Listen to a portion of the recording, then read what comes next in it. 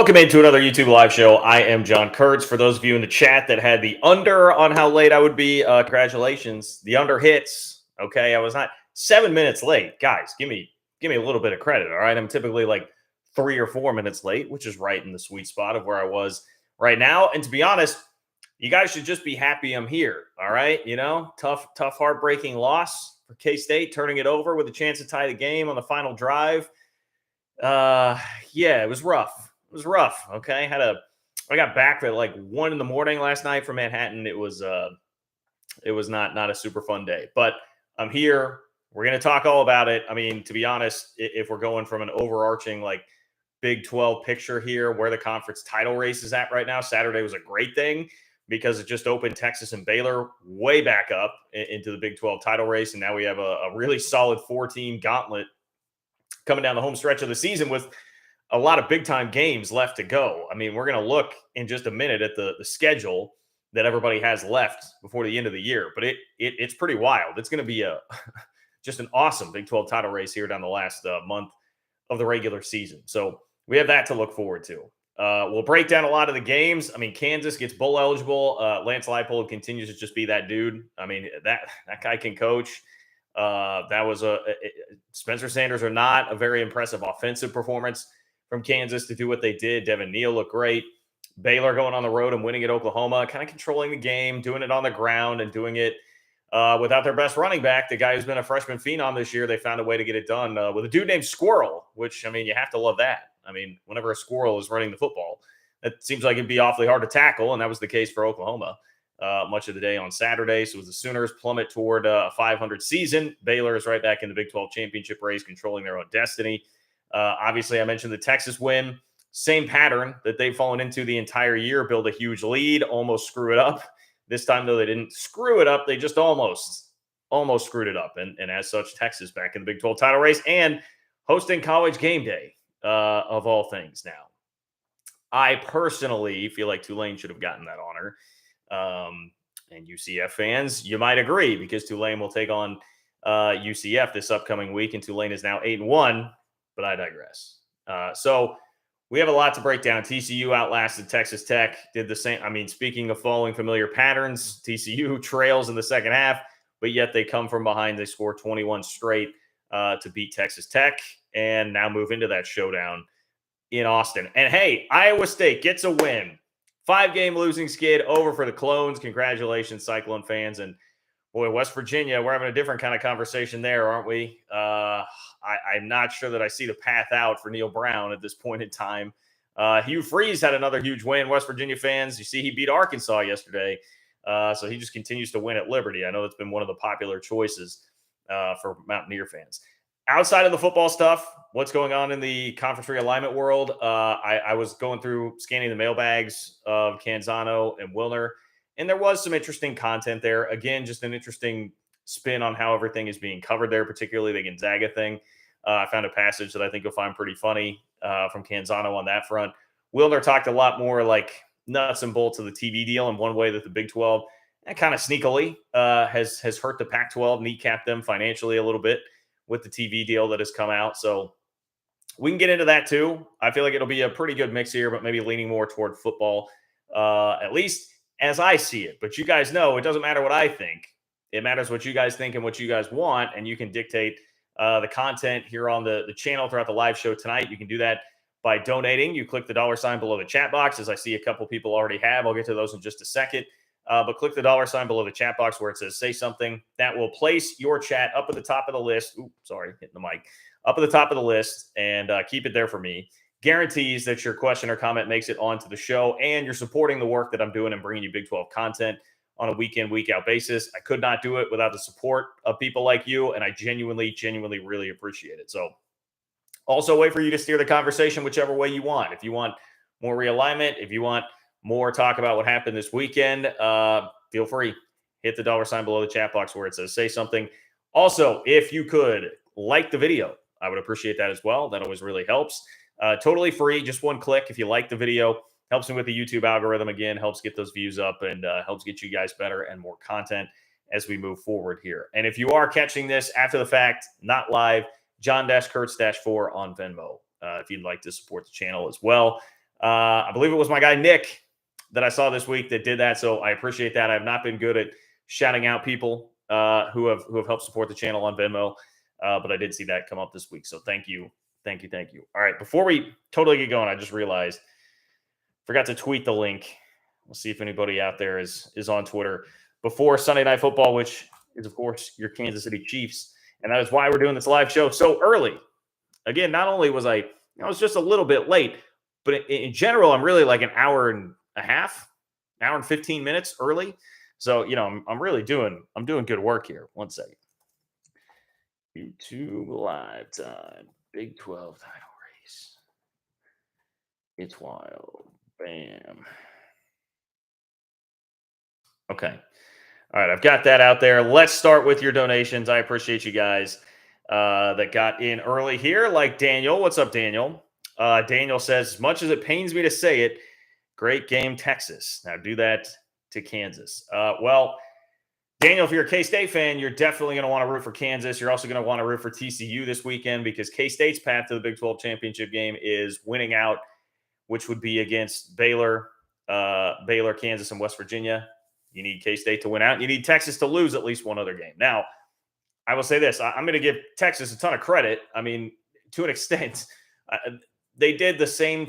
To me, the difference in the game is the interception at the end of the first half, right? And if not for that, I think it plays out exactly like the game in Stillwater did, and K-State probably wins that by a slim margin. But Texas did just enough, and give them credit. Their offense was insane in the first half. They had 3 straight 75-yard touchdown drives to start the game. We're just still seeing the same issues from Texas. I mean, they can come out and out-talent anybody in this conference for a half, and they have done that to basically everybody. But, they've had 5. I saw the graphic flash up on screen, 5 double-digit leads in games, and obviously they had lost 3 games. So they've done this before. Texas Tech, they've done it before with the aforementioned game at Oklahoma State, and then almost did it at K-State, almost coughed that thing up. I'm still pretty confident Texas is losing another game because their schedule is not exactly easy the rest of the way, and they don't play with enough consistency right now, I think, to really believe in them to do that to make the Big 12 championship game. They've got TCU with College Game Day in the house this weekend. Then they go to Kansas, which, I mean, good luck. Have fun with that. Texas. And then Baylor. They finish with Baylor at home, which also not very fun right now. Baylor, red hot. But look, I mean, what you have to give credit to Texas for is the talent that they have. I mean, Bijan Robinson essentially won the game in the first half for Texas with 161 yards on the ground and a touchdown. He was just impossible to stop. Now, K-State made adjustments. It sounds like, judging from the postgame press conference, it was something alignment-wise that Sark had really schemed up. They were using a lot of unbalanced formations, which I know is something that he does. But Sark basically schemed the crap out of K-State in the first half with a bye week, which you would expect. I mean, I'll give Sark credit all day for being just an excellent offensive mind and an offensive coordinator. It's, being a head coach, managing a program, instilling toughness, not letting leads slip away, game management, things like that. I think to a man as a Texas fan, like Texas fans right now still have major question marks about that. And that did rear its ugly head in almost letting that game slip away, but it was too little too late.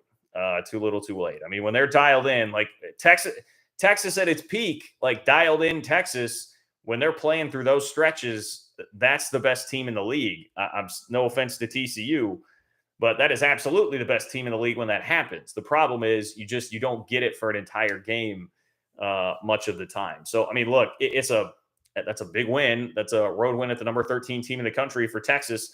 And Sark and company put themselves right back into continuing to control their own destiny for a Big 12 championship. Lots of good there for Texas for sure. It's just, do you come out of it feeling like they're going to legitimately win this thing, that they're going to be able to produce consistently enough? I mean, hey, Vegas has them as an early, what did I see, a 4 or 5 point favorite against TCU?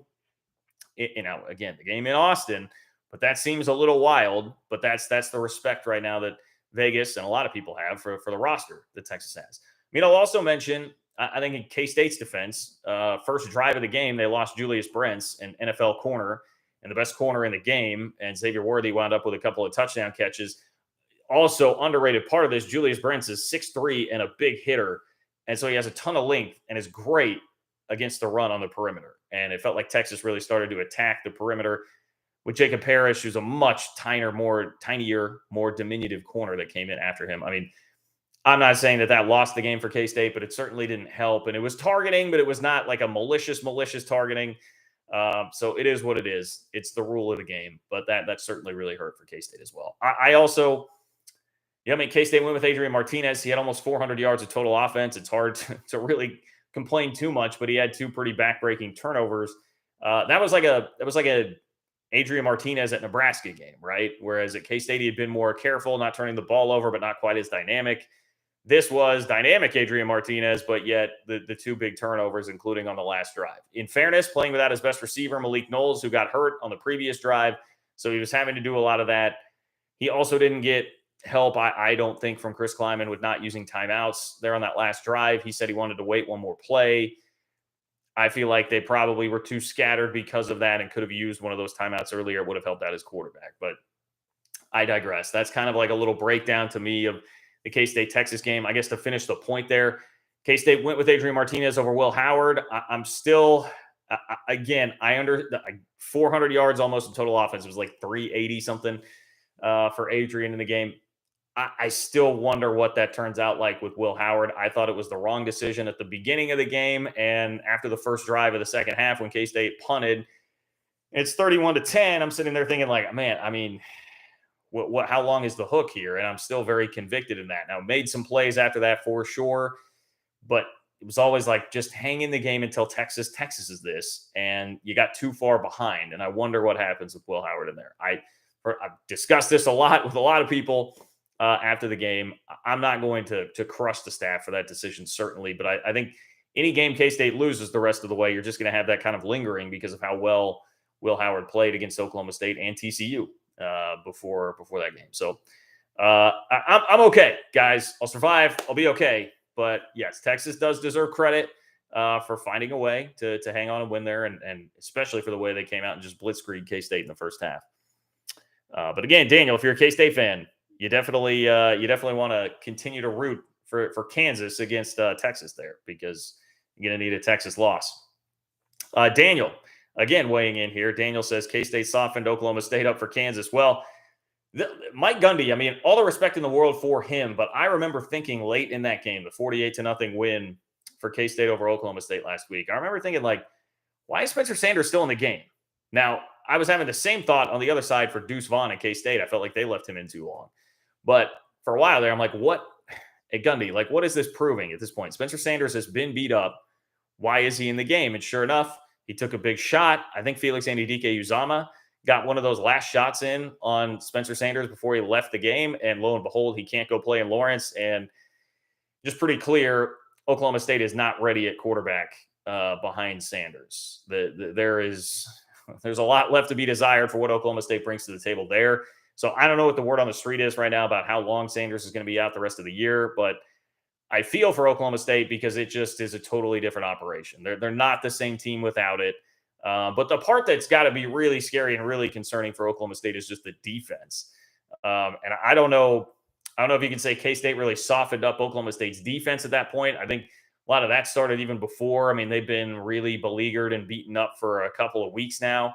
It's just been the grind and the steady wear and tear of the season that seems to have really done that to Oklahoma State. And Kansas is just really damn good at scheming that offense. I mean, they've still been playing with Jason Bean. I'm not convinced that there's really any difference in Kansas with Jason Bean as opposed to Jalen Daniels. I've been saying for weeks, I feel like like months at this point, I feel like it's the scheme that's accomplishing most of that for Kansas as opposed to the individual players. I just have all the respect in the world. And frankly, some jealousy of the Kansas offense, because it's so easy for them. It seems so easy for them to move the ball and create big plays without real like elite level playmakers on that offense. So you got to give Kansas a lot of credit for that. I'm certainly not going to sit here and say K-State deserves some sort of assist because honestly, I mean, the way Kansas was playing offense and Devin Neal with like over 300, close to 350 total yards, was like 220 rushing, another 110 receiving. I'm not sure Oklahoma State was winning that game even with Spencer Sanders, but Kansas bowl eligible for the first time since 2008. Party like it's 2008. And the best thing, Daniel, I think you'll enjoy this. The best thing about Kansas winning that game and becoming bowl eligible for the first time since '08 is that they officially hand the title of longest Power 5 bowl drought to the good old Nebraska Cornhuskers, which is hilarious. How that is even possible with the amount of tradition, the number of resources available to Nebraska, the crazy amount of fan support, the money from being in the Big Ten, all of that goes into Nebraska football. And they now have the longest streak of not being bowl eligible in the Power 5. Crazy. That is crazy that Nebraska has now taken over that mantle from Kansas. So well-deserved celebration, well-deserved time to make fun of Nebraska once again. Think about the worst college football program, Power 5 college football program you can come up with right now. Nebraska has a longer bowl eligibility drought than them. Congratulations to the Huskers. More history, more honors that I feel like, Scott Frost honestly should be really recognized today. And unfortunately, he's seemingly just in hiding now at this point with the buyout money, wiping his tears with dollar bills. So he's not going to get a lot of the hype and the praise for that. But let's make sure and pat good old Scott Frost on the back because he played a large role in that. Michael, Michael jumped ahead for me here. Michael says, Cougs beat the Smurfs. Let's go. Yeah, hey, I saw that. I was watching college football final earlier today, and I caught a little highlight of what a hell of a touchdown there for BYU to get the go-ahead score. Great grab. And BYU knocks off Boise State. I'll be honest, I didn't expect that to happen after BYU's season. It just really collapsed. That's a nice program win there, right? Showing some resiliency to go knock off Boise on the road. So congratulations, Michael. Feel good for you guys getting back into the win column this week. And a nice road win there. Now, Boise has not been quintessential Boise this year, but they have started to get their act together after a bit of a rough start this season. McMuffin, what's up, McMuffin? Thank you for being here. Thank you for having a legendary name. Appreciate that as always. McMuffin says, K-State's defense was a real test for UT's O-line. They're actually good up front, and it scares me, as does an angry K-State this week. You rock, John. Sick 'em. Well, thank you, McMuffin. It's a very intriguing game in Waco. K-State goes to Baylor at 6 o'clock on Saturday night. Baylor opened up as an early 5-point favorite. I think Baylor has earned that. And particularly with them playing at home. The concern for me as a K-State fan, McMuffin, going into that game is going to be, Baylor seems to be, to me, at least a little bit of like a mini Texas with a two-headed monster at running back. Now you had Squirrel. I get fixated on Squirrel. Is it Squirrel Williams? Squirrel Williams. Okay, I had that right. Squirrel Williams, and then obviously Richard Reese, who I know was bothered by the flu and only had 4 carries. But man, they've got 2 really good running backs, and it seems like they just want to come and pound you downhill, which is, that's how Texas had success with Roschon Johnson and Bijan Robinson against K-State. Now, tale of 2 halves. Bijan had 161 yards in the first half and wound up with 205. So K-State made major adjustments and got it figured out. But if the other game that sticks in my mind is Kendre Miller really torched K-State in the second half when TCU moved to, hey, let's just ground and pound here. When Daniel Green, K-State's middle linebacker, went out, that became a major problem too. So when K-State's defense has had issues, it has been against very, very good rushing attacks. It also typically has been on the road. K-State is, I believe it's 16 turnovers forced on the season now. They've all come at home. They have not forced a turnover on the road. So it's been a bit of a different defense on the road. So those are my concerns about the matchup. But I certainly do, as a K-State fan, feel like it's winnable, but obviously also very losable. So I feel like it's just kind of another toss-up game. I feel pretty similar to that game as I have each of the last 2 weeks against Oklahoma State and Texas. Now another one with K-State traveling to Waco. So congratulations, McMuffin, on a big win and beating Oklahoma. I'm sure everybody here can appreciate the Sooners now sitting at 5-4. Good old 5-4. I saw Bear from College Game Day propping up like, they're going to figure it out and be fine and finish up 9-3. So much for that. Brent Venables still has some issues. How about 3 first-half turnovers from Dylan Gabriel? I'm sorry, Sooner fans. I don't have much to gloat about right now because K-State lost this week. But I got this. Was it Message Board Geniuses? I don't remember where it was. I saw it on Twitter, but it was a screenshot of Oklahoma fans in a thread talking about, like, man, how can we accept this? We got a mediocre quarterback in Dylan Gabriel, not a great one. And I was like, yeah, I mean, if only somebody would have tried to tell you, Oklahoma fans, if only somebody out there with a moderate YouTube following could have told you that you were going from an elite quarterback in Caleb Williams to an above average to good quarterback in Dylan Gabriel. And that seemingly, I'm not always right. I don't always have the best takes, but that seemed to be like a pretty accurate take here at this point in the year. I think Dylan Gabriel's good, but Dylan Gabriel ain't Caleb Williams. And he's not able to go out there and just single-handedly win games. And I had a wretched first half. I mean, Oklahoma still rolled up 500 yards of offense, but turnovers proved to be a little bit too much there. Jordan, what's up, Jordan? Jordan says, if the Big 12 were to add Gonzaga, do you think they'd bring other non-football schools / which ones? Are you afraid of becoming like the old Big East? Well, it's a great question, Jordan, and I have a little bit of an update on Gonzaga here that I will get to. So let me transition to that, and we can hop into some of the realignment stuff. This is actually from John Canzano's mailbag. We had a little bit. Okay, I've got two things. So both Wilner and Canzano discussed Gonzaga just a little bit. First, this is from John Wilner. He was asked in his mailbag, did the Pac-12 reach out to Gonzaga for possible expansion?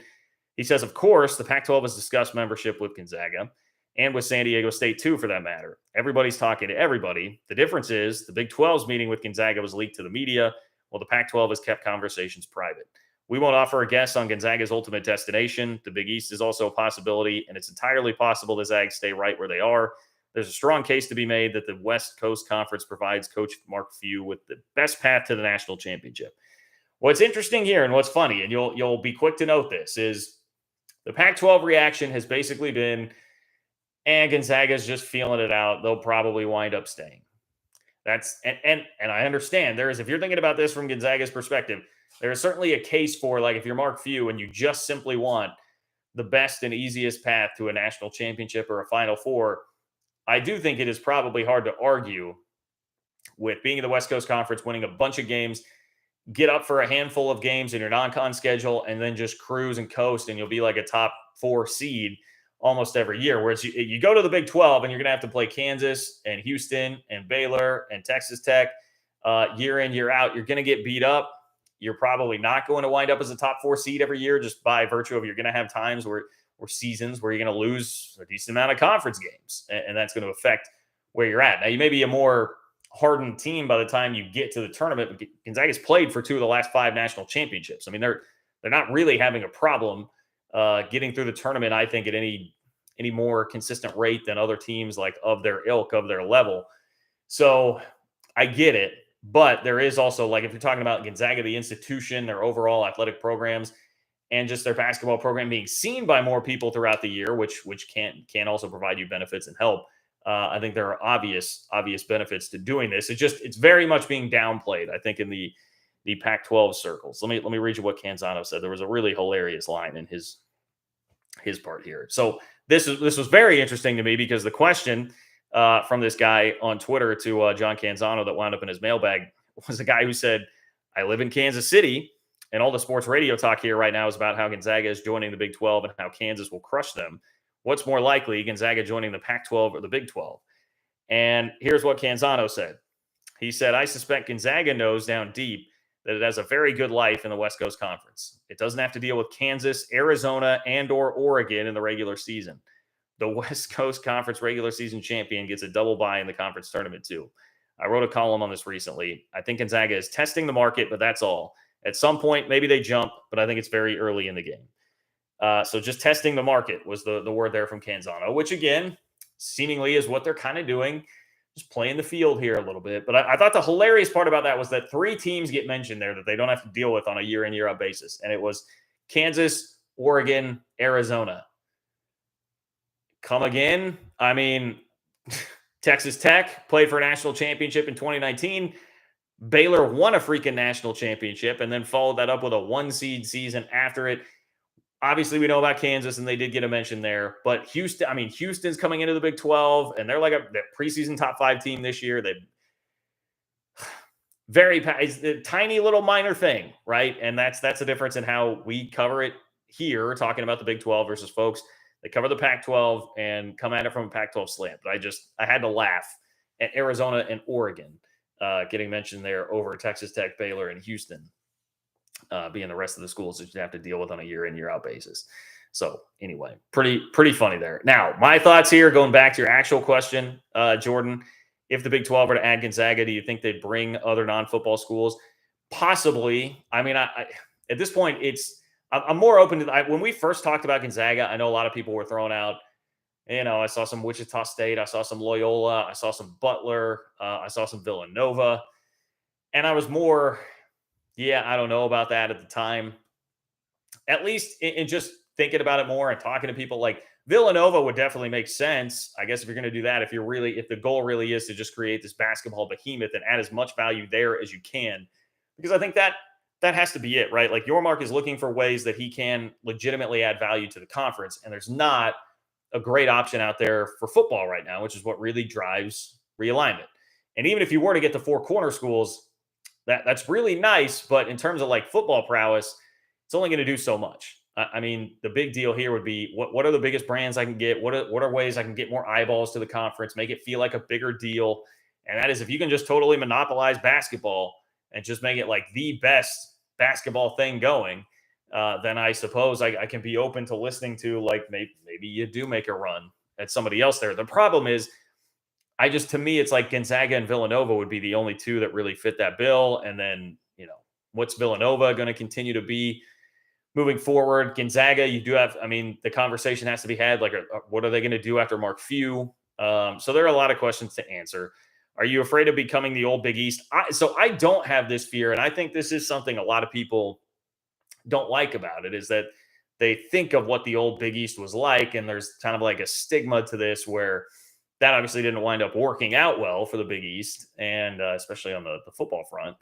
And so you don't like that idea because of what you've seen before. But I think that's where you need to open your mind, broaden your horizons, understand again that we talked for a long time about the Big 12 needing to be more open to doing some dynamic, creative things. And this to me would fall absolutely under that. Just because it's not something that you wanted at first, or it wasn't something we really discussed at first, doesn't mean you should be very closed-minded to it. So yes, while I understand that there can be sort of a stigma attached to that and people didn't love the old Big East, this is a new era. Things have changed. We're in everything that's gone on, NIL, transfer portal, conference realignment, so much has changed in the landscape of college athletics since then.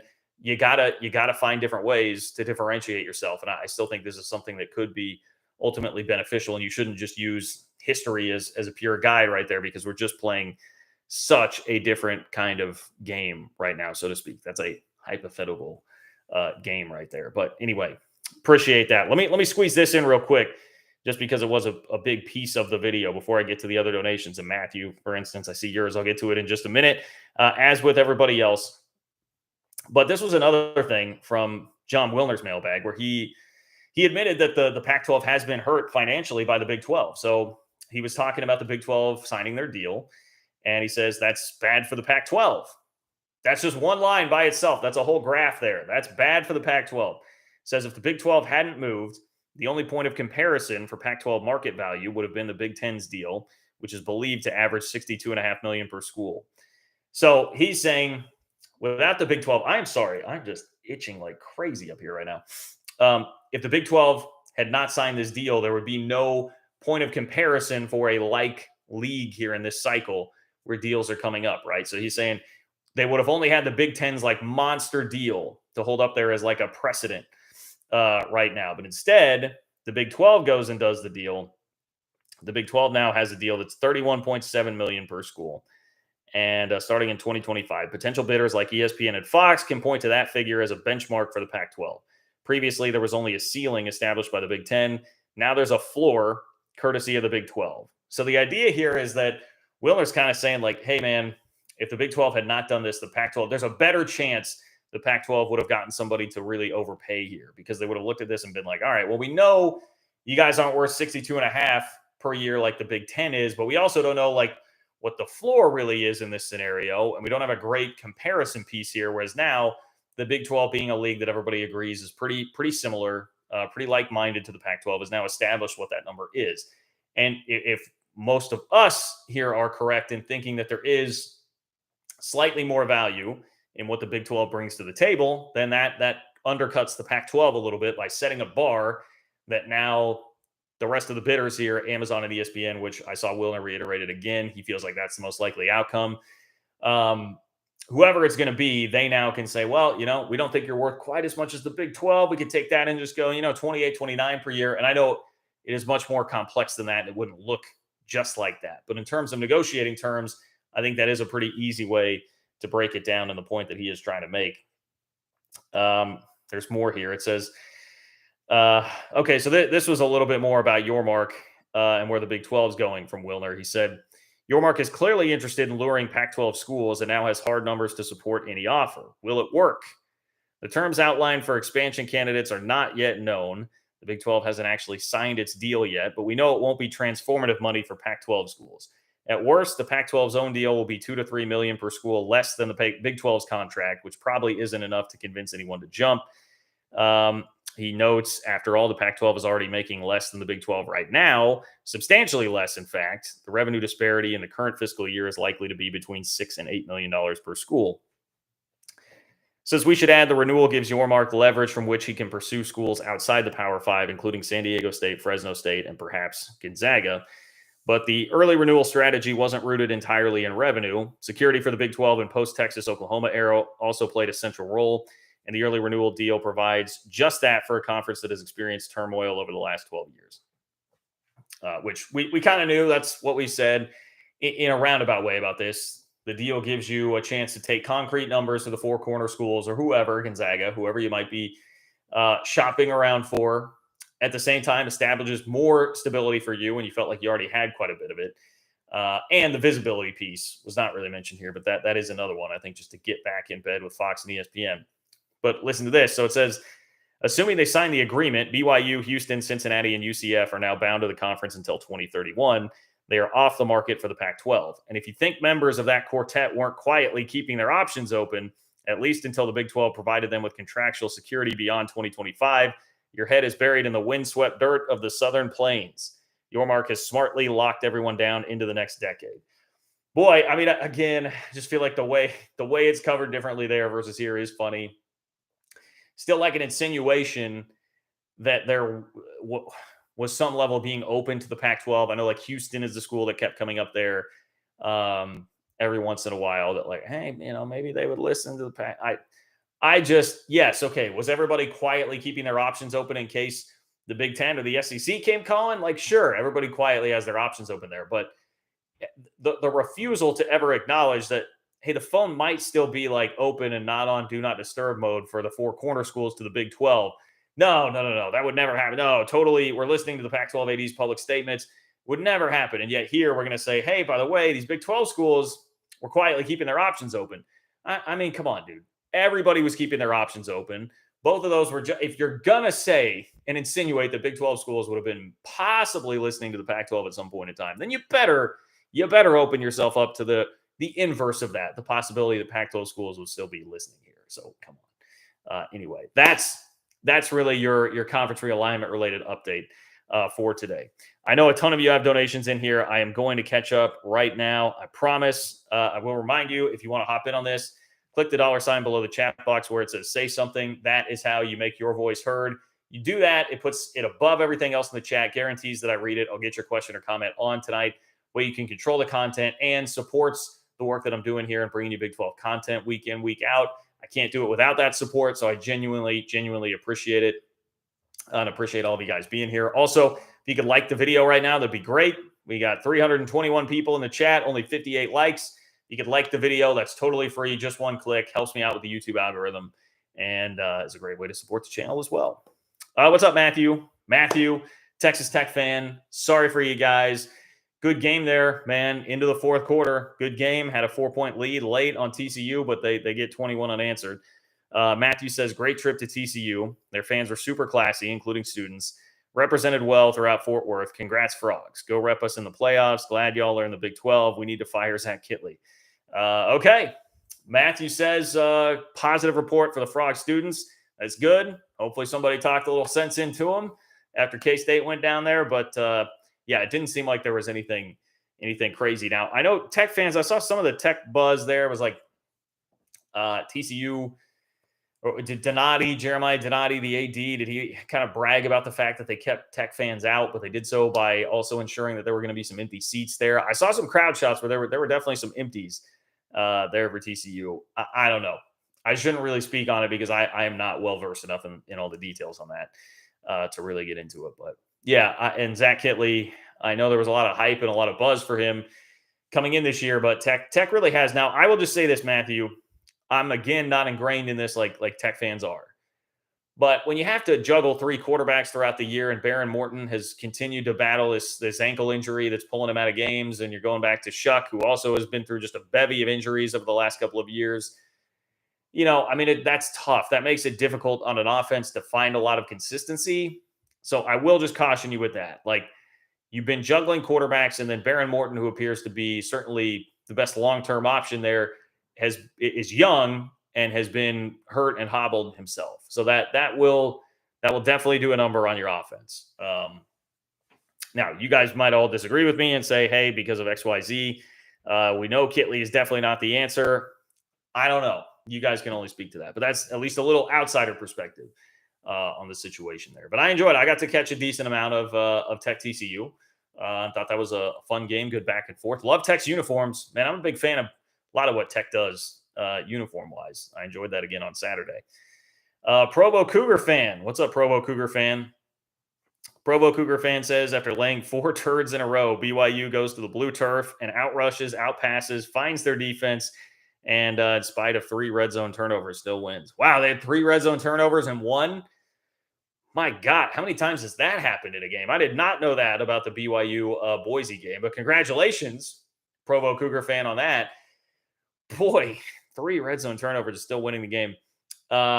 Winning there, I mean, that is, again, I'll be honest, that is not the place where I expected the BYU might get their season turned around, is in that spot. Tough place to play. Salty enough team, and definitely all the tradition and all that, and BYU just mentally wondering where they were going to be based on how that season has gone. I hope that is a sign of things to come. I hope it's a nice little late season surge here for the Cougars to set the table for next year, year 1 in the Big 12. So congrats, Cougar fans. Congrats, Provo Cougar fan. And I appreciate the support, my friend. I definitely do. MJ Allen. What's up, MJ Allen? MJ Allen says, much props to your K-State team for a tough fought game. I got too busy to re-offer you the $50 Texas shirt beat maybe next year when it will be 8 straight for my horns. Hey, fair enough, MJ Allen. I remember that now. I forgot about that. We were going to do like that was going to be the bet, right? $50, or I had to wear a Texas shirt. I don't know. I mean, going into the game, look, I picked Texas to win. I think I picked it like 31-27 as opposed to 34-27. So it was pretty close, right in that range. I was not feeling overly confident. Just didn't really like the matchup for K-State. So it is what it is. But you deserve to have a little fun. Look, I poke at Texas. I take shots at Texas. I think fairly warranted shots most of the time. But you did win. You won. To the victor go the spoils. So every opportunity to come in here and throw it in my face. Honestly, I feel like I'm getting off a little bit easy from Texas fans right now. But that's okay. That's okay. So yes, congratulations, MJ Allen. We'll see if Texas now can consistently rise to that level, or at least closer to where they were at in the first half, or if it's going to continue to be a tale of 2 halves for this team this year. But that was a big win. That was a nice win for Texas. And yes, it does. Does it dig at me that K-State has not beaten Texas since 2016, especially after for the previous decade before that, K-State beat Texas damn near every year? Yes, it does. It is quite frustrating. The "we own Texas" days are long gone around Manhattan. Unfortunately, that is no longer a reality. So, yes, congrats, MJ Allen. Congrats. Calico Willie, what's up, Calico Willie? Thank you for the support, my friend. Calico Willie says, so John, are we going to just be the perennial 8-4? Will we be able to reach the precipice? EMA forever, but still only slightly down. We balled second half. Well, that is going to be, I mean, honestly, right now, 8-4 to me seems like the most likely outcome for K-State's season. They are 6-3. They've got to go to Baylor, to West Virginia, and then have Kansas at home. I think the most likely outcome out of that would be to go 2-1 and finish 8-4. And unless you just get a ton of help, which I don't think is going to happen, you'd be left out of Arlington. And yes, be stuck at that same plateau, which is where that's the plateau you've been at under Kleiman, the entire Kleiman era. And going all the way back, 2014 would have been the last time you did better than that in the regular season. Yeah, I mean, that sucks, and that's kind of a tough reality to deal with. It could certainly be a lot worse. I think Chris Kleiman has a pretty high floor as the coach at K-State, and the floor being that he's going to keep you basically being a bowl team. But the question has always been the ceiling. There were enough key pieces in place this year to feel really good about it. I will just say this, Calico, the program depth is getting better. They're still recruiting at a much higher level than they have been. If you paid attention on Saturday, they had a bunch of high-profile visitors in the house. We know about Avery Johnson, who still continues to try and recruit for them, but they had I always get it mixed up. It's John Randall, right? John Randall, the second in the house, 4-star running back, one of the best players in the state of Kansas. They also had Dylan Edwards, now a Notre Dame commit, one-time K-State commit. To some people, the best player in the state of Kansas. He was back there with Avery Johnson hanging out at the game. They had Asen Newsome, 4-star linebacker at the game, who seemingly has K-State in his final 3. So they're doing really good work on the recruiting front, and that would suggest to me that they're going to continue to upgrade the talent level here, and that would be your hope that they can elevate. But, I mean, what we're seeing this year, the tough part about it, Calico, is like what we're seeing this year, and this is not just K-State talk. This is kind of global Big 12 talk for everybody. We're seeing now the pattern of what we expected new Big 12 to be. Just a lot of parity, teams really fighting and scrapping it out at the top of the league standings, not a ton that separates all those teams. And it's just it'll come down to a lot of things. Who is the healthiest? When do you get teams? Who catches a break by getting a team at the right time? I mean, league championships can literally come down to just things like that. And so even when you have a pretty good team, and what K-State has this year, you just get caught up in some of that. And I think we're going to see that just year in, year out in this new Big 12. And so what you're experiencing right now and how crazy and tough and fun and viable a TV product and all these things that are good for the league at large also makes it tougher on an individual basis for your squad, for your team, I think, to really put it together consistently and go do great things. And so that is the tough part. And I think, I don't know. I'm just trying to throw my hands up a little bit and be like, hey, I mean, it has been a fun year. I will say this, Calico, one of my biggest gripes has always been just not stringing together enough to produce like really high profile matchups and games where people are legitimately watching and paying attention to you. And K-State has accomplished that. This has been by far the best season that Kleiman has had in terms of visibility for the program. Flirting with game day. You got the over 3 million number for watching you against Oklahoma State. I mean, we'll see. I imagine the Texas game is going to be in a similar ballpark this week. Perhaps, I guess, you have the LSU Bama game going on at the same time. Definitely didn't help. But we'll see what that number is going to be. It's probably going to be another very good number. You're having now 3 straight games in prime time here in the middle of the Big 12 season against fellow contenders.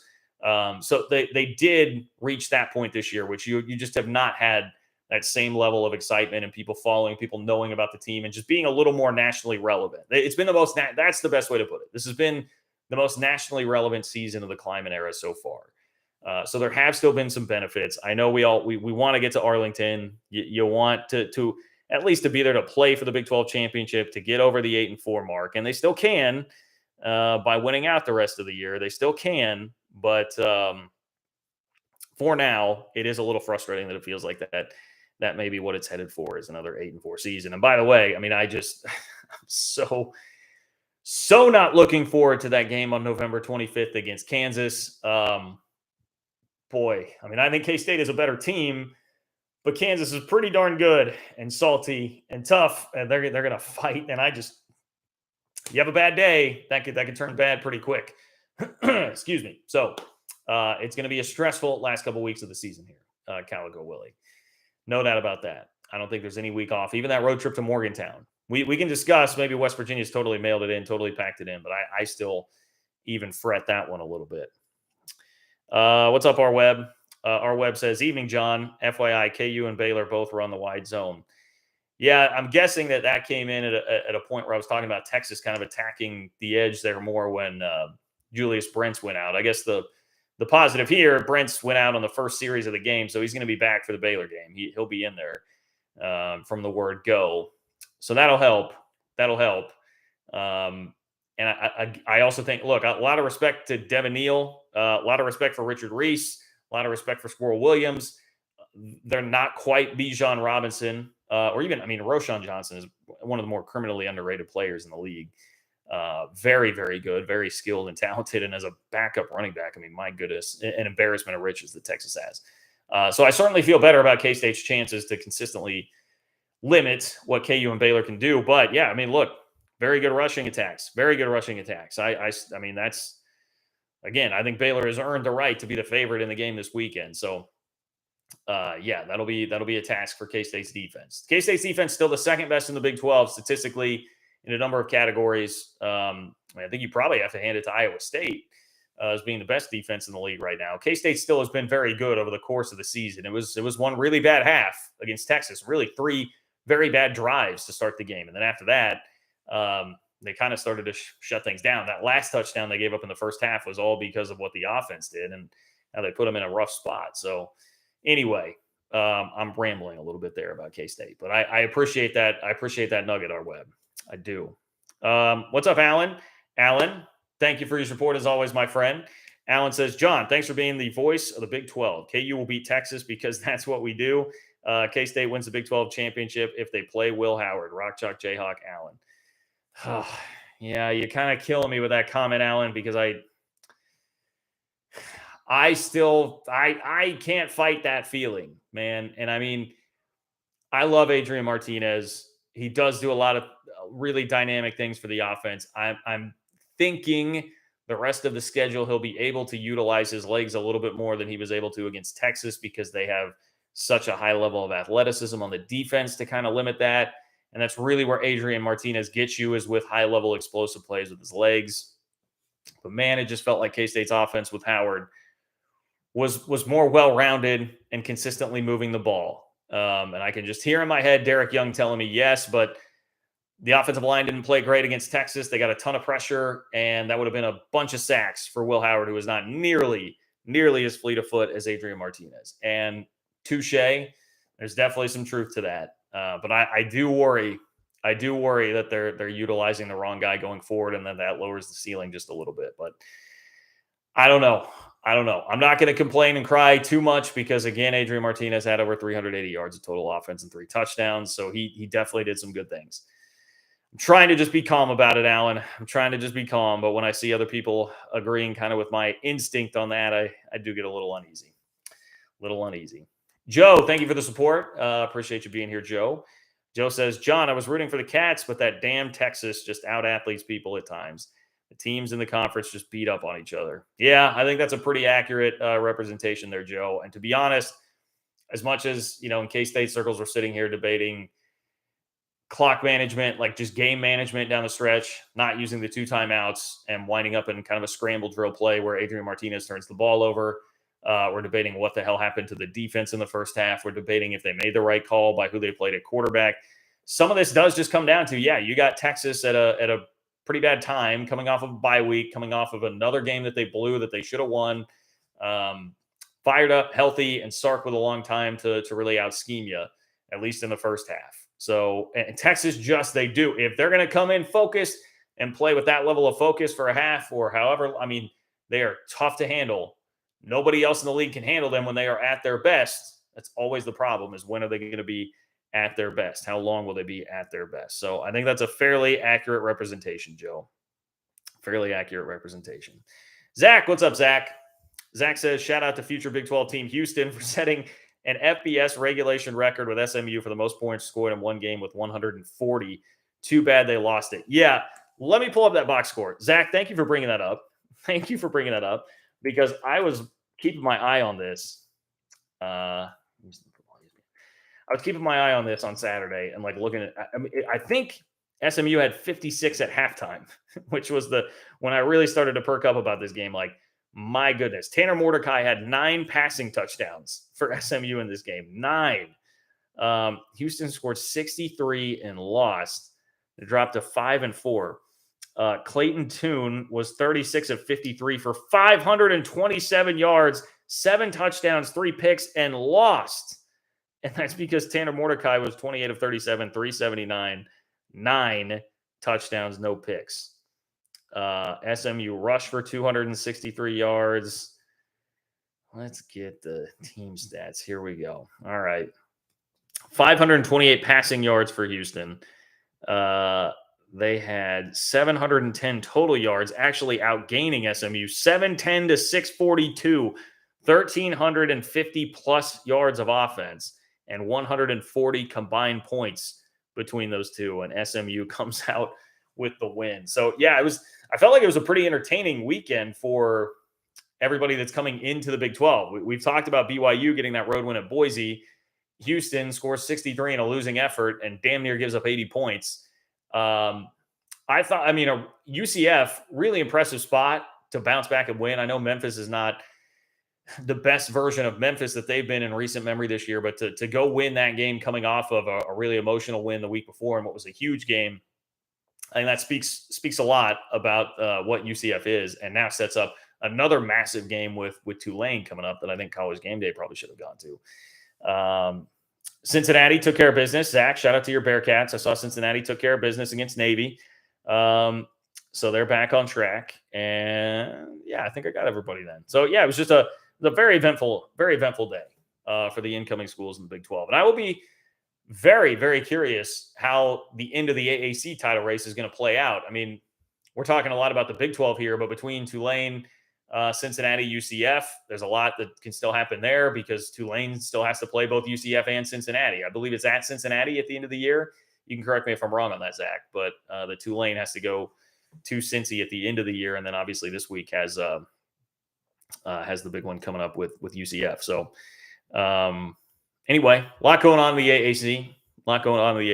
Browns and Beers, thank you for being here. Appreciate the support. Browns and Beers says, as much as I'd hate Texas being in the title game, Baylor not getting there due to a Thursday night loss in Morgantown during West Virginia's worst Big 12 season would be hilarious. In pain with many in West Virginia. Yeah, well, sorry, first of all, Browns and Beers. Man, that game, Iowa State, it was like a Ron Burgundy, like that escalated quickly. It was 10-7 into the fourth quarter, I think, right? 10-7, Iowa State, West Virginia, and then Iowa State just went bam, bam, bam with 3 TDs, and all of a sudden West Virginia was getting run. I mean, the big problem there at West Virginia, boy, the offense was not very good.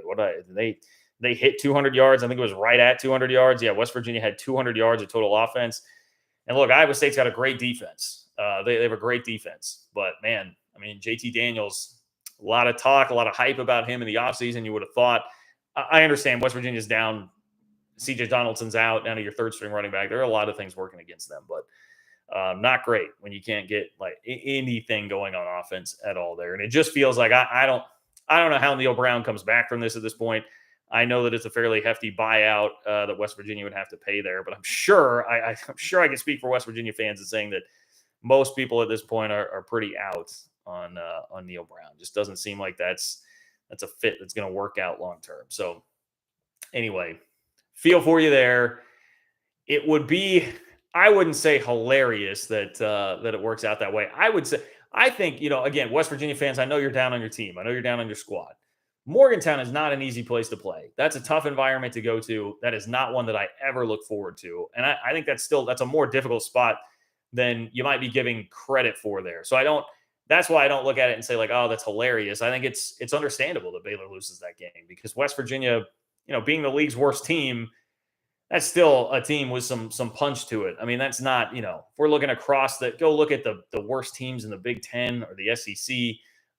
West Virginia, I think, is much, much better than what you're getting there. Pac-12, I would take West Virginia at the bottom of the league there over some others. So anyway, I hope whatever helps you take some solace, though, in this season. I know seasons like this are rough.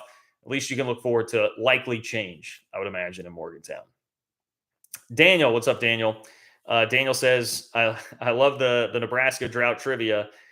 Since donuts make people happy, I brought some Varsity Donuts to my coworker in Nebraska. Oh, there you go. All right. Shout out to Varsity Donuts.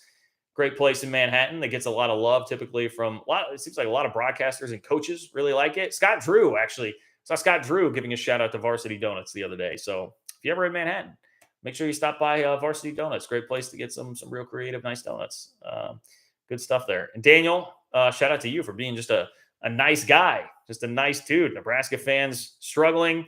Still down bad right now. Still, I've got a buddy that works at, I think it's 1620, one of the radio stations up there. And he gives me reports on like what Nebraska fans are thinking, who they're going to hire. And it's like, I think right now Nebraska fans think that they are getting, what did he tell me the other day? He was like Dabo as head coach with Saban as defensive coordinator. It was somebody as head coach and Saban as defensive coordinator. And I was like, oh yeah, okay. Checks out. Only a slight exaggeration for Nebraska fans at this point. So they need all the donuts they can get. That's the moral of the story. Feed Nebraska fans a donut. Help them out. Help them out. They now have the longest bowl eligibility drought in FBS football, and they are down pretty bad here at this point in time. Noel or Noel, I hope I have it right. Will be a great game in Waco this weekend. Well, thank you for the support. It will be a great game in Waco this weekend. I think it truly will be. It's going to be another knockdown, drag-out Big 12 game that we've seen a lot of. We've seen a lot of, and it's going to be right in line with a number of other games that are going on to close the stretch run of this season. And Baylor, I will say this about Baylor and their sort of arc here, winning 3 straight now. I feel pretty vindicated in this and believing in them as a Big 12 championship contender from the word go this year. And not even when it was looking bleak there, West Virginia game happens. I said, man, I still just really like Dave Aranda. I still think Aranda is a great coach, and Baylor is really showing some championship mettle by getting the season back on track this year. I mean, Blake Shapen has not had probably the year that Baylor fans wanted or expected, but they are finding ways to get it done and now have a pretty dominant ground game. And I just respect the ever-loving hell out of the Baylor program and what Baylor has been able to do over the last decade with multiple coaches and now keeping it going with Aranda. So wildly impressed with what Baylor's been able to do. It is not easy to keep a season on track, especially when you come in as the defending champ and lofty expectations again this year. You go suffer a game like that you feel like you shouldn't lose in Morgantown. It was a pretty close loss to Oklahoma State earlier this year before Oklahoma State's roster really just blew up and imploded on them. And then a tough non-con game at BYU, but keeping it going. And Baylor has every right to claim that they have a good shot at making the Big 12 championship game right now based on having it back into their own hands. Destiny in your own hands. Got to love that. Matthew. Okay, Matthew's filling me in. Thank you for the support, Matthew. Matthew filling me in on the Jeremiah Donati situation at TCU. Says TCU AD bragged about keeping Tech fans out, but at the cost of a 75% full stadium. Is that really a flex? I paid $250 per ticket. We still made up around 18%. Woof, boy. Yeah, that is not a cheap seat. That is not a cheap seat, Matthew. Shout out to you for your dedication, my friend, to the Red Raiders there. That is crazy, and I don't know. That's a tough one if you're Donati at this point. Like, is it worth the? I would guess that from a game operations standpoint, like, just not having a bunch of crowd noise in there from Tech fans, it probably is worth it. But yeah, if the bragging part of it, yeah. I mean, look, I was a little. You can say down bad, butt hurt, whatever you want to say. That Donati, after the K-State game, was out there bragging about the students and how well they supported the team when, there was so much craziness going on around there. So I get it. I get some of the frustrations with that. But, I mean, TCU clearly has the fans engaged one way or the other. I do think that is pretty true. And TCU, I mean, I just wait to see how they're going to get screwed by the College Football Playoff Selection Committee this week. I'd imagine they're going to be at 5. Tennessee sneaks back in at 4. I bet you we'll have something like that this week. I bet that's a part of what we'll be talking about on Wednesday once again. But the Frogs, I mean, frankly, they deserve. They've been running the gauntlet so far in the Big 12. They deserve to be in that top 4 right now, I think, based on what they put together so far this year. Boom to the Sooner. What's up, Boom to the Sooner? Boom to the Sooner says, having watched a lot of SEC West football, I think several Big 12 teams could compete in that division. If OU gets back to being retro level OU, they can compete in the SEC just fine. Crazy or no? Oh, no, it's not crazy. I mean, it's not crazy to think that Oklahoma can compete just fine in the SEC West if they get back to running at like quintessential Oklahoma levels. It's just, being, you said compete in the SEC just fine. Yeah, so compete in the SEC and the SEC West just fine, to me, still means an adjustment in terms of reality and what life is like for Oklahoma. Also, understanding that the playoff is going to make that different with an expanded playoff. So, it'll just be all viewed differently. Making the playoff won't be quite as big a deal. You'll be able to do it more often, but you're not going to win I don't think Oklahoma is going to win the SEC West on a regular basis. I do not think that's going to happen. I mean, you see, not only is Bama there, but now look at like LSU under Brian Kelly already being able to pull out a huge win over Bama. I mean, we can make fun of Brian Kelly all we want, but the guy just wins and clearly knows how to coach football. And it looks like he's just going to continue to win games and do big things at LSU. And, I mean, Texas A&M, make fun of them for sure right now because they deserve all of that. But they did find a way to buy the number one recruiting class in the country, maybe ever. So there are just so many resources being thrown around there. It's going to inherently knock you down a peg or two when you've been used to just running a league like this. But no, can they be fine and win 9 to 10 games a year and be going to the playoff, the expanded playoff fairly regularly? Yeah, I think Oklahoma can do that. But I would also have some questions about if you're going to get back to that right now. I mean, Brent Venables has a ton to answer for, and Oklahoma's 5-4. And I mean, it's kind of like, I like what I see out of Texas right now more than I do Oklahoma. I feel a little bit better about that operation, especially with Arch Manning coming around and set up for Texas. So Oklahoma's got some work to do. They've got some work to do. But no, you're certainly not crazy for thinking that. Certainly not crazy. And one thing I really wish that we could do just as an exercise at some point would be to throw Big 12 teams into the SEC West and see how they do on a given year. I mean, it would just be wildly fascinating to know, because my hypothesis is that, yes, they would be able to compete better than most people would give them credit for right now, or hypothesize that they would be able to do there. Zach. All right, Zach's got a Cincy report for us. Thank you for this, Zach. Zach says, Cincy report. Cincinnati beat Navy. The game was a boring slog. If I ever see another triple option team, as long as I live, I'll die a happy man. Mamma mia. Well, Zach, my friend, let me tell you, I watched K-State play Navy in the 2019 Liberty Bowl, and that was painstaking. K-State lost the game. There was a trick play. What the hell was it? Navy threw out a trick play. That was a backbreaker. I mean, so it was as bad as you can imagine. It was not fun. It was not like a sexy matchup going into the game. No offense to Navy. Respect them, but it was not sexy or fun going into the game. It was not sexy or fun during the game, and then you took an L. And it all occurred in the Liberty Bowl, in a press box where my seat was literally with a pole right in front of it. So not a great experience. Just be happy you won, Zach. Be happy you won. But I sincerely appreciate the update, my friend. Sincerely appreciate the update. Oh, and Zach told me that he heard somebody at the Cincinnati game using the term Pac-12 propaganda machine. So I don't know if I'm the only one that's ever said that, but I guess we're doing something right at the old John Kurtz YouTube marketing department, if that's starting to make some waves. Nick, what's up, Nick? Thank you for being here, Nick. I appreciate you supporting the channel earlier this week on Venmo as well. It's John-Kurtz-4. If anybody out there is watching this and wants to do that. Nick says, remember that one time we had legit K-State versus Oklahoma State Big 12 championship matchup dancing in our heads? Those were the days. What were your thoughts on quarterback Garrett Rangel? Go Pokes, go Big 12. Yeah, Nick, man, those were the days. Oklahoma State season has gone up in smoke a little bit because of health. I mean, that's the thing. Honestly, Nick, this is where I feel very fortunate, even though K-State lost Saturday and now they need at least a little bit of help to get to Arlington. I felt like K-State season was going to go the way. When you guys heard me after the TCU loss, legitimately, I thought K-State season was going to go the way of Oklahoma State. And if you would have told me, hey, one of the two teams in this K-State-Oklahoma State matchup is going to get blasted and then go lose their next game fairly handily and just have a roster totally decimated and not be able to make it back up, I would have thought it was K-State. I knew Oklahoma State felt the same, but I was absolutely in that same boat. So I feel very fortunate that K-State's kind of rebounded in that sense and had some better health luck, knock on wood, last couple of weeks. It has not worked out the same for the Cowboys. I will be honest, I was like traveling from Manhattan or from Kansas City to Manhattan and then getting set up like at a tailgate.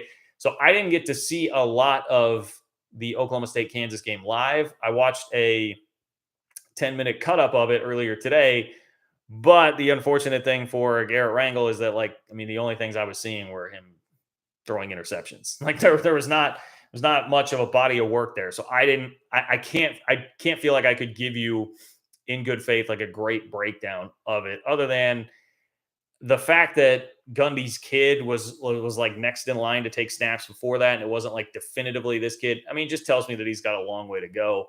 Because no offense to Gundy's kid, but that ain't it. That's not going to be the answer. So I felt like this does not, like Shane Illingworth.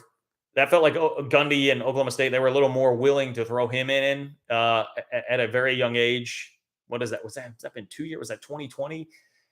When he really came onto the scene and played some when Sanders got hurt. It didn't feel like the same sort of situation to me where he's not at least that ready for that at that point. But Nick, also, like what it kind of reminds me is like K-State had to go to Jake Rubley, third-string quarterback, 4-star quarterback who had LSU and Michigan offers, but they had to go to him for part of the TCU game, and it wound up in turnover on downs, really bad interception. So felt like kind of a similar story. And again, I would have thought K-State was the team that was on track to be headed down that road in terms of who was going to have to play quarterback the rest of the year. So I feel for you, man. I feel for you, but Oklahoma State, they're going to be back. Gundy will salvage something out of the rest of the season. I do believe that, but it's been a tough year for the Cowboys injury wise. That has made that much more difficult.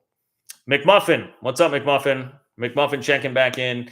McMuffin says Baylor controls its own destiny now. Win out, and you're in the championship game again. Going to be very hard to beat K-State, TCU, and at Texas, but I believe that's what you have to do, McMuffin. And Baylor is as much a program, as much a proven commodity program in the league right now that you can believe in to do that based on their recent history here. 11 win seasons, 11 plus win seasons, 2 of the last 3 years, a Big 12 championship last year. No reason to believe that Baylor couldn't do it. It will be difficult, but they've got a shot. And if you're curious, here are the remaining schedules, because I do think you just start reading this and it's like, man, it's going to be a really fun as hell couple of weeks watching Big 12 football. So K-State, the team that needs to win out and get a Texas loss to make it to Arlington. K-State is at Baylor, at West Virginia, Kansas at home. Texas, TCU, at Kansas, Baylor at home. That's a pretty tough schedule. You got 2 of the other 3 teams coming now to your place, but then mixed in with that a road trip to Kansas, who Texas has already struggled with anyway. I mean, they were early on the losing to Kansas thing, but playing in Lawrence right now is an unenviable task, my friends. Unenviable task. TCU's got at Texas, at Baylor, and then Iowa State. So I mean, that's tough. That is tough going to Texas and to Baylor. Nice to get Iowa State at home to end the year there, but 2 Texas and 2 Baylor, very tricky, very difficult. And then Baylor, host K-State, host TCU, at Texas. So how many of those games? I mean, it's just these 4 teams playing each other a lot here to end the season. There's so much crossover there, and it does feel like, again, it could get wild, and teams are going to beat each other up. I mean, I think TCU can feel pretty great about the position that they are in. TCU should feel very, very good about the position that they are in. Outside of that, it's kind of a crapshoot. Who do you trust more, K-State, Texas, or Baylor, to really be consistent the rest of the year? That's a tough call. I frankly don't know. I really don't know. If you pin me down, I mean, I might just default to Baylor because that was my preseason pick, but it's a tough one. It's a really tough one. That might be a good Twitter poll for later this week, who people have more trust in based on the remaining schedules there. Okay, a couple to squeeze in here before I jump off, because I did do this early tonight because I want to watch the Chiefs. So nobody tell me what's going on in the Chiefs game yet, all right? I'm going to start it from the beginning as soon as I hop off here. But I'll get to these last couple donations. K-Do, what's up, K-Do? K-Do says, who has a better resume for National Coach of the Year, Dykes or Leipold? Boy, it's another tough question. So I will say I'm going to need to see how the year finishes out, because if Leipold gets to 7 or 8,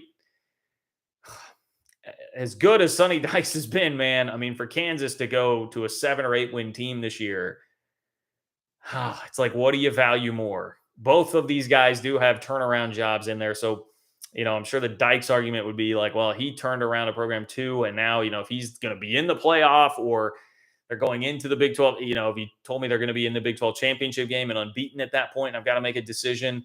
I'll say this. If TCU winds up the year unbeaten, I don't think you're going to – I think Dykes would be the guy that would get the call over Leipold in that scenario. If TCU loses a game or 2 and Kansas winds up at 7 or 8, then I'm going to be inclined almost to go Leipold. I know some people would bristle at that, but have seen and experienced the Kansas football program up close for a long time now. And man, I mean, just what a bungling mess it was under Les Miles and Jeff Long as the athletic director to come in and do what Leipold has done to scheme up that offense. I can't. You let me gush about the Kansas offense, and I will do it all day. I think their scheme is so damn good with what they do there and how they've been able to manage backup quarterback situation with Jason Bean. It has proven to me, at least in my eyes, I think so much of it is just about scheme and what they're doing with the coaching staff there. So remains to be seen how much of a talent upgrade they'll be able to ultimately get there. I think that's the one thing I would want to see more of from Leipold, is to be able to slowly up the recruiting level there. But I mean, obviously logic would tell you it's going to get easier. It's going to get easier now that you have some legitimate success to sell. So I've got all the respect in the world. I mean, when Kansas hired Leipold, my take at the time was Kansas clearly has hired the most competent football coach that they have in a while, but I think it's going to take, if they wind up with 7, let's give Kansas 7-5 this year. And I would have said that would take 5 years to get to that point for Leipold, even though I thought he was a good, competent coach when he came in. So to do what he's done without even a full offseason in the first year, I mean, K-State fan through and through, hate it that Leipold is there and doing what he's doing, but you can't deny it, man. I think he's a stud. I think he's a total stud. Boom to the Sooner. Boom to the Sooner. OU needs, just hopped away. OU needs one more win for bowl eligibility. Will they get that one win? West Virginia, Texas Tech, OSU left. Yeah, they'll get it. They're going to be bowl eligible. West Virginia, I mean, you heard me talking a little bit earlier, like, there's so much turmoil there. Texas Tech, certainly winnable. Oklahoma State, certainly winnable. I did see now self-loathing humor. I saw with some Oklahoma State fans on Twitter that were talking about Bedlam being televised on PBS or ESPN 8, the Ocho. There were some good jokes about that. But yes, boom to the Sooner. Yes, I think Oklahoma gets bowl eligible. Frankly, could still win out. I mean, could still win out and finish 8-4. Cameron, what's up, Cameron? I see Cameron says KU winning one of the next 3. I think that's probably fair. I think it will be at least one of the next 3 for the record. So they've got Texas, K-State, and who? What's the other game? I'm missing one of the Kansas games. At Tech. That's right, at Tech. So at Tech, Texas, at K-State. Yeah, I think the odds would probably tell you one of the next 3 is the most likely. But I'm done putting anything past them. Beginning of the year, there's this little element of like, okay, I mean, really, how much, what was the schedule, like all that, No, none of that anymore. None of that anymore at all. Respect to Kansas, respect to Lance Leipold and company. All right, it's going to do it. I'm going to shut it down here. I appreciate all of you guys. Spread the word about the channel, family, friends, anybody who loves college football, who loves Big 12 football. Let them know about the channel. Spread it on Twitter, Facebook, Instagram. If you got Facebook groups that are fan groups, people who love the Big 12 or people who love your team, continue to spread the word about the channel. Hit me up on Twitter at JL Kurtz. I try to be pretty responsive in the DMs. If you have something for me there, John-Kurtz-4 on Venmo. If you'd like to support the channel further, if you didn't catch this live and you want to support the channel, it is because of all you guys that do donate that I'm able to do this for you each and every week. So genuinely appreciate it as always. Hope you guys have a great night. I'm going to go watch the Chiefs, and I will talk to you guys soon.